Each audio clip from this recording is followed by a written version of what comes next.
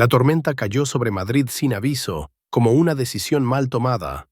Relámpagos breves, trueno seco. En el piso 32 de una torre de cristal, el consejo de dirección esperaba una respuesta que no llegaba. El contrato llevaba semanas negociándose. Una alianza tecnológica con una empresa japonesa. Millones en juego, prestigio, futuro. Y, sin embargo, la pantalla mostraba un texto imposible. Frases torcidas, matices ofensivos, silencios mal colocados. El sistema de traducción había fallado donde no podía fallar. «Esto no es un error técnico», dijo Esteban Aguirre con voz baja. «Es una humillación». Nadie respondió. Ingenieros, abogados y directivos miraban el documento como si fuera una herida abierta. Afuera, la lluvia golpeaba los ventanales con insistencia. Dentro, el aire olía a café frío y miedo contenido. 30 herramientas, 3 equipos. «Y me quieren entregar esto», continuó Esteban. «Si este acuerdo se rompe, no habrá segundas oportunidades». El silencio pesaba más que la noche. Entonces, la puerta automática se abrió con un pitido tímido. Entró un chico empapado. Chaqueta azul de repartidor, mochila térmica al hombro, zapatillas mojadas que chirriaron sobre el mármol. «Pedido para la sala de juntas», dijo, dudando.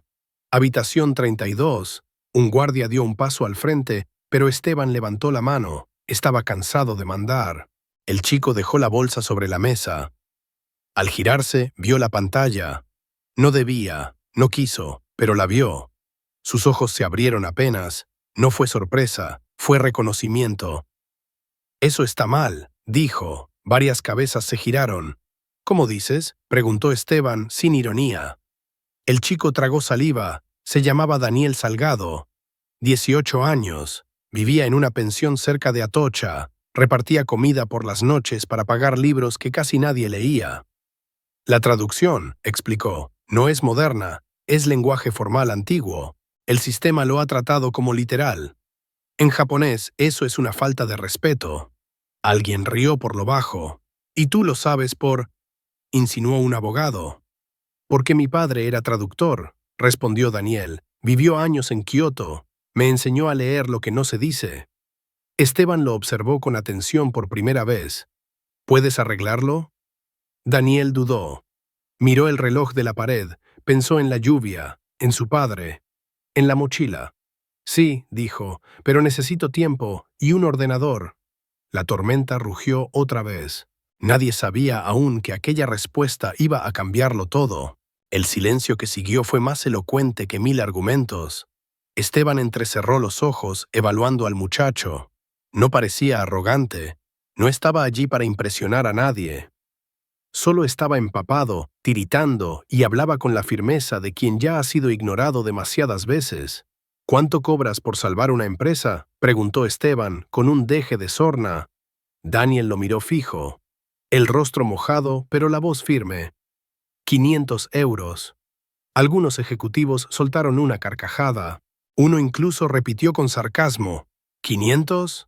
Esteban se reclinó lentamente en su silla. Tenía el rostro inexpresivo, pero los ojos brillaban con la curiosidad de quien ve una partida diferente. 1 hora. Si fallas, te vas. Si aciertas, cobrarás tus 500. Daniel asintió sin dudar. El guardia le trajo un portátil. Daniel lo abrió, secándose las manos sobre el pantalón. Conectó una vieja memoria USB con una etiqueta descolorida. P. Salgado. Los ingenieros se miraron entre sí. Alguno masculló algo sobre la seguridad informática. Esteban no dijo nada. Observaba. Las primeras líneas de código y símbolos japoneses comenzaron a llenar la pantalla. Daniel tecleaba con fluidez, navegando entre columnas, corrigiendo caracteres que nadie allí entendía. Traducción, estilo, codificación. Lo hacía todo a la vez. «Ese símbolo», dijo de repente, señalando la pantalla, «no significa sumisión, significa colaboración jerárquica. Cambiarlo cambia el tono entero del acuerdo». Un ingeniero frunció el ceño. «¿Cómo lo sabes?». «Porque en Japón el lenguaje no transmite intención, transmite estatus, y traducir mal eso es insultar sin querer». Esteban comenzó a inclinarse hacia adelante. Los demás también. Ya nadie se reía. El chico no solo entendía el idioma, entendía la lógica detrás de las palabras. Aquí el sistema puso Imperial Domain, explicó Daniel, pero el texto original decía reconocimiento de estándares. No es sumisión, es diplomacia. ¿Y por qué falló el sistema?, preguntó el abogado. Daniel lo miró. Porque las máquinas no entienden respeto, solo traducen lo que ven, no lo que significa. La frase flotó en el aire. Densa, incómoda, real. Afuera la lluvia seguía cayendo, pero dentro de aquella sala el tiempo parecía suspendido. Esteban, por primera vez en años, no tenía la última palabra, y Daniel aún no había terminado. Los minutos pasaban como cuchillas. El reloj digital marcaba las 22:37. La lluvia persistía, ensuciando los cristales con su tamborileo monótono. Daniel no se detuvo. Movía los dedos sobre el teclado como si siguiera un mapa invisible que solo él conocía. Alternaba entre japonés clásico, español técnico y anotaciones personales. Los ejecutivos murmuraban cada vez menos. Había algo en la concentración del chico que imponía respeto. ¿Dónde aprendiste esto?, preguntó uno de los ingenieros incrédulo. Mi padre respondió sin apartar la vista de la pantalla. Era traductor oficial en la Embajada de Japón. Me enseñó más en casa que cualquier escuela. ¿Y qué le pasó? Daniel hizo una pausa. Sus manos se detuvieron un segundo. La respiración se hizo más honda. Murió hace 3 años. Me dejó libros, deudas y un idioma que casi nadie habla. La sinceridad de esa frase heló la sala. Era tan sencilla, tan verdadera que nadie se atrevió a responder. Solo Esteban, que se acercó lentamente, cruzando los brazos. ¿Y crees que con eso puedes salvar este acuerdo? Daniel giró la cabeza y lo miró con tranquilidad. No quiero salvar el acuerdo, quiero corregir el error. Lo demás es cosa suya. Las teclas volvieron a sonar, una melodía de pulsaciones ordenadas. Daniel avanzaba por las secciones más delicadas del contrato, las cláusulas de cierre, las firmas digitales, el protocolo final de saludo. Aquí está otro fallo, dijo. El sistema puso la firma al final, como en Occidente. En Japón eso denota desconfianza. La firma va al principio. Esteban frunció el ceño. Había algo en esa lógica que le resultaba tan ajena como fascinante. ¿Cuánto tiempo te queda? 20 minutos. Pero necesito repasar la parte legal. Los ejecutivos se miraron. Uno de ellos se inclinó hacia el otro. Si lo consigue, nos acaba de salvar de una crisis internacional. Y si no, será el primero en caer. Daniel no oía. Estaba absorto. Cada línea corregida parecía una redención. Cada símbolo modificado, una promesa cumplida. El reloj marcaba las 22:51. La tensión era tan espesa que podía cortarse, y sin embargo, él seguía, como si no existiera otra opción que hacerlo bien. Porque para él, simplemente, no la había. Faltaban 8 minutos para las 11 cuando Daniel se detuvo bruscamente. Se irguió en la silla y señaló una línea del contrato. Aquí está el origen del problema. El ideograma Kyodo se tradujo como sometimiento, cuando en realidad significa colaboración. Los ojos de Esteban se clavaron en la pantalla. ¿Me estás diciendo que el sistema transformó una alianza entre iguales en una rendición unilateral? Exactamente. El software leyó Shitagao, que implica subordinación. Pero el texto original no decía eso. Lo que enviamos suena como si Vegatech se ofreciera a obedecer, no a colaborar. Es ofensivo. Los murmullos comenzaron a llenarse de vértigo. Un error tan pequeño, una consecuencia tan enorme. Esteban se llevó las manos a la cabeza. Por primera vez parecía humano. ¿Por eso cortaron la comunicación? Daniel asintió. En su cultura, lo que se sugiere mal puede ser peor que lo que se dice mal. Uno de los ingenieros, que hasta entonces había mirado con escepticismo, se acercó.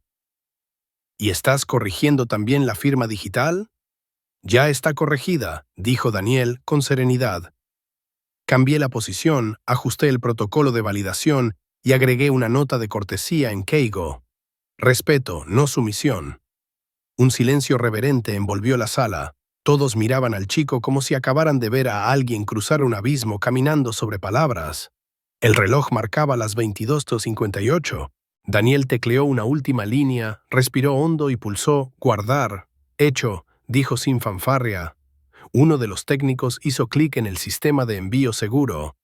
Todos contuvieron el aliento. Un par de segundos después, la notificación apareció en la pantalla principal. Mensaje recibido exitosamente. Nadie se movió, nadie habló, hasta que, unos segundos después, una nueva ventana emergió en la pantalla. Era una respuesta, escueta, directa, pero contundente, traducción impecable, respeto restaurado, contrato reactivado. El aire se soltó como si la sala entera respirara por primera vez. Varios ingenieros aplaudieron. Una mujer comenzó a llorar en silencio. Un ejecutivo se dejó caer en su silla, aliviado. Esteban, sin embargo, no se movió. Miraba fijamente al muchacho. «Quiero saber quién eres realmente», dijo. Daniel respiró hondo. La tormenta ahora era interna. Y aún no había pasado. El aire en la sala estaba cargado. Esteban se acercó lentamente a Daniel, que seguía frente al monitor sin moverse. Su silueta empapada contrastaba con el brillo de la pantalla, como si el chico y la tecnología fueran dos mundos extrañamente compatibles. «¿Quién eres?», repitió Esteban con voz baja. Daniel no dudó. «Daniel Salgado, hijo de Pedro Salgado. Él trabajó para esta empresa hasta que le robaron su trabajo y lo echaron». La frase cayó como una piedra en un estanque. «¿Cómo dices?», preguntó uno de los ejecutivos, inquieto. Daniel sacó la memoria USB, la colocó sobre la mesa con suavidad. «Aquí está la traducción original que hizo mi padre hace 8 años. El mismo formato, los mismos protocolos, los mismos términos. Solo que nunca le disteis crédito. Se lo apropió otro, y él murió con ese peso». Esteban no respondió. Bajó la mirada, reconociendo el nombre escrito en la etiqueta. P. Salgado. Una punzada le cruzó la mente, un eco de algo que tal vez eligió olvidar. «¿Y viniste para vengarte?», preguntó con una media sonrisa. Daniel negó. «No, vine a hacer justicia, a limpiar el nombre de mi padre». El silencio se hizo de nuevo, más denso que antes, más real. Algunos directivos se apartaron discretamente, como si la culpa pudiera pegarse. «Me pediste un precio», continuó Daniel. «Dije 500 euros. Pero la verdad es que ya está pagado desde hace años. Mi padre dedicó su vida a esto y murió sin reconocimiento». Esteban respiró hondo. Tamborileó con los dedos sobre la mesa, un gesto nervioso que delataba un conflicto interno. «Hablas como si todavía creyeras que el mundo puede corregirse», dijo con sorna. «Quizás el mundo no», respondió Daniel, «pero las personas a veces sí». Aquella frase atravesó la coraza de Esteban. No era una acusación, era una invitación. Afuera la tormenta había amainado, la lluvia persistía, pero ya no golpeaba con violencia. El cielo comenzaba a clarear. Daniel se levantó, tomó su mochila y miró una última vez al empresario. «¿Y mis 500?» Esteban parpadeó. Abrió un cajón, sacó los billetes y los colocó sobre la mesa. «Aquí lo tienes». Daniel los tomó, sin orgullo, sin miedo, solo con dignidad. «Buenas noches, señor Aguirre». Y se marchó, dejando tras de sí algo más fuerte que una solución. Un espejo. Daniel bajó los 32 pisos sin detenerse. El ascensor, silencioso, reflejaba su rostro. Mojado, cansado, pero en paz. Al salir al vestíbulo, el aire de la madrugada lo envolvió con un frescor nuevo. Madrid seguía viva, incluso bajo la lluvia. Caminó hasta la plaza de Jacinto Benavente. Las calles estaban casi vacías, salvo por algún taxista somnoliento o un barrendero con su carro. Se detuvo bajo un toldo, sacó su viejo móvil y lo encendió. La pantalla agrietada tardó unos segundos en reaccionar. Las notificaciones estallaron. Mensajes de amigos, conocidos, números desconocidos. ¿Eres tú el del vídeo? Lo lograste, Dani. Salvaste a Vegatech. ¿Vídeo?, murmuró extrañado. Abrió uno de los enlaces. Era una grabación filtrada desde la sala de juntas. Se le veía entrando con la mochila, hablando con firmeza, sentándose a corregir y finalmente recibiendo los aplausos. El vídeo había sido publicado en redes apenas media hora antes. Ya tenía miles de visualizaciones. Los comentarios se acumulaban. Un repartidor salva una multinacional. El hijo del traductor pone de rodillas a los ejecutivos. El lenguaje sí importa. Daniel se dejó caer en un banco, rió incrédulo, no por vanidad, sino por la absurda ironía. Había vivido años invisible y bastaron 40 minutos para que todos lo vieran. Al otro lado de la ciudad, en la misma torre de cristal, Esteban Aguirre estaba solo. No había dormido. Había visto el video ya 4 veces. Cada palabra del chico lo golpeaba con una mezcla de vergüenza y memoria. En su mesa, un vaso de vino intacto. En sus manos, el USB con el nombre P. Salgado. Esteban giró el dispositivo, acariciando la etiqueta como si intentara recordar cuándo fue que cruzó la línea. «Tenías razón, Pedro», susurró. «Las palabras importan».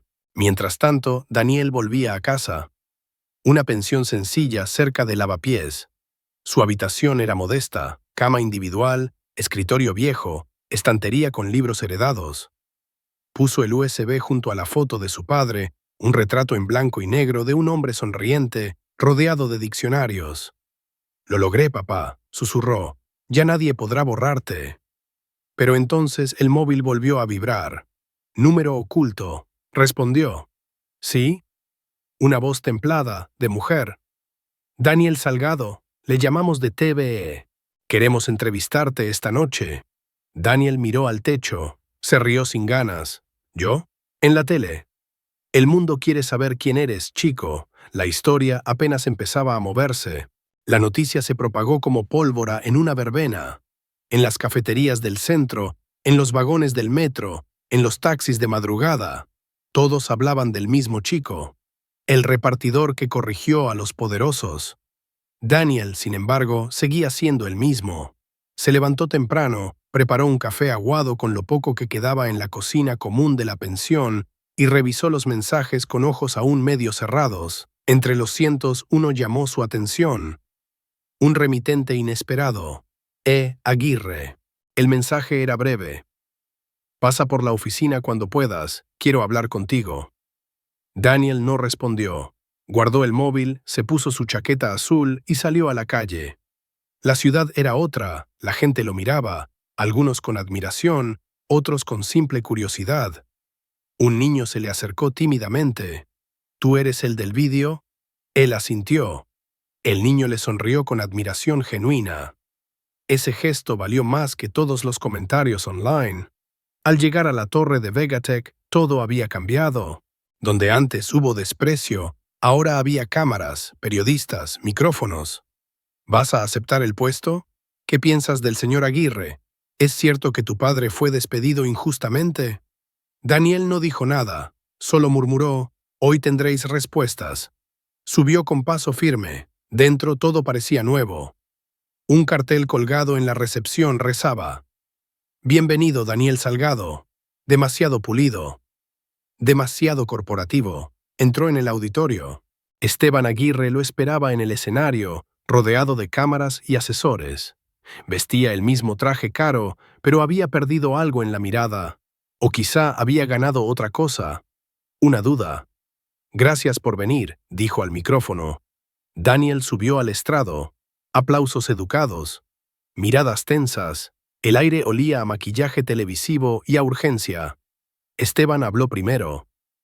«Ayer hice una oferta. Hoy quiero repetirla. Vegatech necesita mentes como la tuya. Quiero nombrarte oficialmente director de traducción y comunicaciones internacionales». Un murmullo recorrió la sala. Era una propuesta descomunal. Un chico de 18 años como director en una empresa de alcance global. Daniel cogió el micrófono. Su voz era calma, pero cada palabra parecía cincelada. «Antes de responder, quiero decir algo». Pausó. Miró a todos, uno por uno. «Yo no vine por un título. Vine porque borrasteis a mi padre de la historia. Y ahora queréis ponerme a mí en un pedestal para limpiar lo que hicisteis con él. Pero no soy vuestro trofeo». Los murmullos se detuvieron. Nadie respiraba. Daniel aún no había terminado. El silencio era absoluto. Ni las cámaras parpadeaban. Daniel sostenía el micrófono con la serenidad de quien no improvisa, sino que revela. «Mi padre, Pedro Salgado, Creó protocolos, diseñó sistemas, tradujo acuerdos que hoy siguen vigentes en esta empresa, pero murió sin que su nombre apareciera en ningún lado, y ahora me escucháis solo porque tenéis miedo de quedar mal. Esteban, en el centro del escenario, no parpadeaba, pero su mandíbula apretada hablaba más que él. No quiero sueldos, ni títulos, ni sillones de cuero, prosiguió Daniel.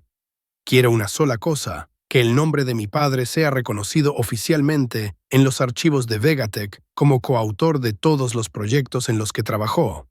Quiero justicia. Los periodistas enmudecieron. Algunos comenzaron a escribir frenéticamente. Esteban cerró los ojos un segundo. Parecía contener un suspiro, luego habló sin moverse. Eres igual que él.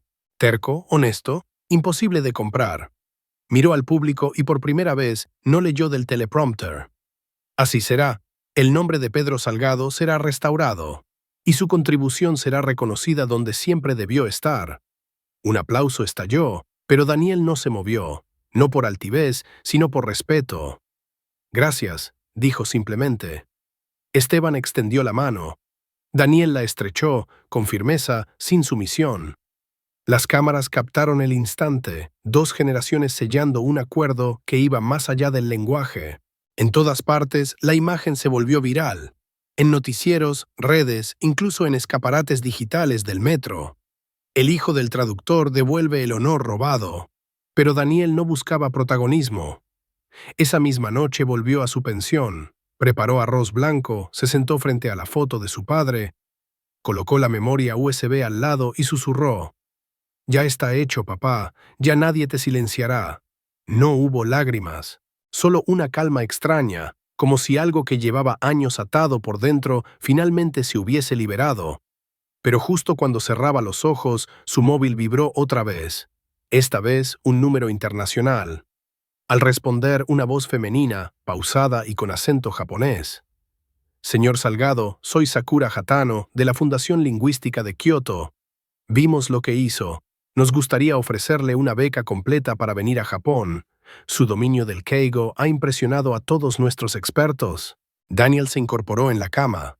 «¿Japón? Su padre trabajó con nosotros hace años. Fue muy querido aquí. Nos gustaría que terminara lo que él empezó». El corazón de Daniel latía como una campana. El viaje no había terminado. Apenas cambiaba de rumbo. 3 semanas después, Daniel aterrizó en el aeropuerto de Kansai con una maleta modesta, una carpeta con documentos y una emoción contenida que no sabía nombrar. El frío de febrero en Japón le golpeó el rostro como una bienvenida directa. Sakura Hatano lo esperaba con una pancarta sencilla: Reyes-san, no Salgado. En Japón, su padre había usado el apellido materno, Pedro Reyes, una forma de protegerse quizá, o de empezar de nuevo.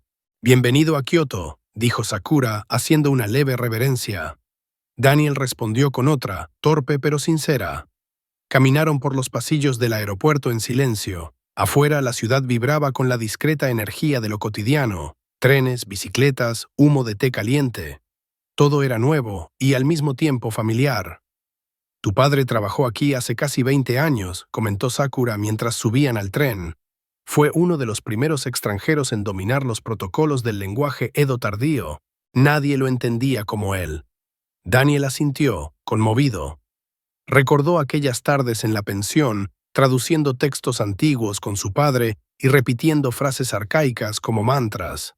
El Instituto de Preservación del Lenguaje era un edificio de madera y cristal, rodeado de cerezos aún sin flor. Dentro el aire olía a papel viejo y temacha. Una sala especial le fue asignada. En una vitrina esperaba una caja metálica con las iniciales PR grabadas. «Tu padre dejó esto para el archivo. Nadie ha podido descifrarlo completo», dijo Sakura. «Pensamos que quizás tú podrías». Daniel se sentó frente a la caja. La abrió. Dentro había pergaminos, hojas sueltas, anotaciones a mano y una carta, fechada 8 años atrás, dirigida a él. La abrió con manos temblorosas, leyó en voz baja: «Hijo mío, si estás leyendo esto es porque decidiste buscar la verdad, no el reconocimiento. No dejes que te compren, no traduzcas para ganar, traduce para despertar». El idioma es memoria, y tú eres el puente entre lo que fui y lo que vendrá. Daniel dejó la carta a un lado y respiró hondo, lágrimas contenidas, dignas, limpias. Pasó días trabajando en el material. Sakura lo observaba desde lejos. Sus gestos, su forma de pasar la tinta, de leer en silencio, eran idénticos a los de Pedro. Había heredado más que una habilidad. Había heredado una forma de mirar el mundo. Y fue entonces cuando halló una última frase escrita en español entre los ideogramas. Cuando la verdad sea traducida, el Hijo encontrará paz y el hombre que lo traicionó, redención. Daniel sonrió. No era una profecía, era un mapa. El viaje, aunque largo, tenía un destino y ya casi había llegado. La mañana en Kioto amaneció serena, con el río Kamo fluyendo silencioso y los cerezos aún tímidos en su floración. Daniel caminaba solo por el jardín del instituto, una carta en el bolsillo y la mirada fija en el horizonte. En su muñeca, el viejo reloj que Esteban Aguirre le había enviado días atrás. Detenido durante años, ahora marcaba el tiempo con pulso renovado. Al llegar al pequeño altar dedicado a su padre dentro del instituto, encendió un incienso, se inclinó. «Lo logré, papá, no por mí, por nosotros».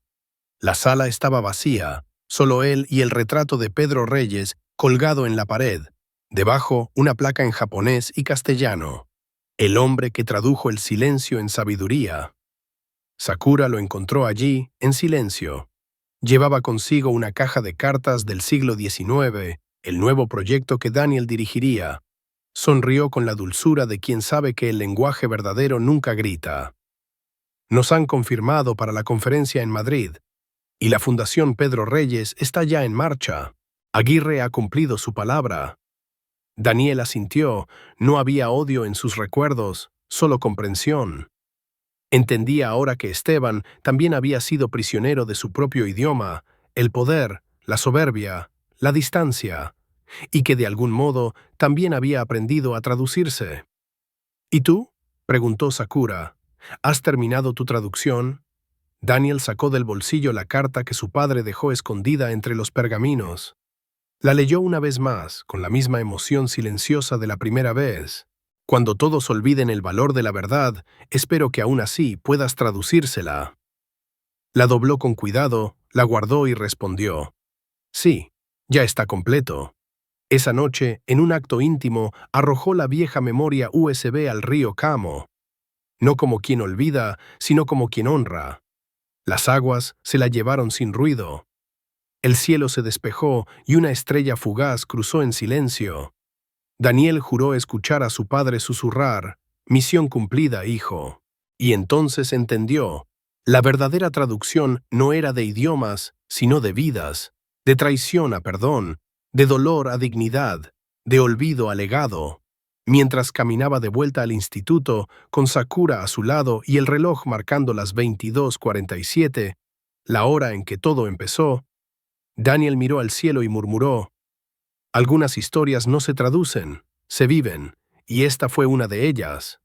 Abonniere den Kanal, schreib einen Kommentar und teile das Video».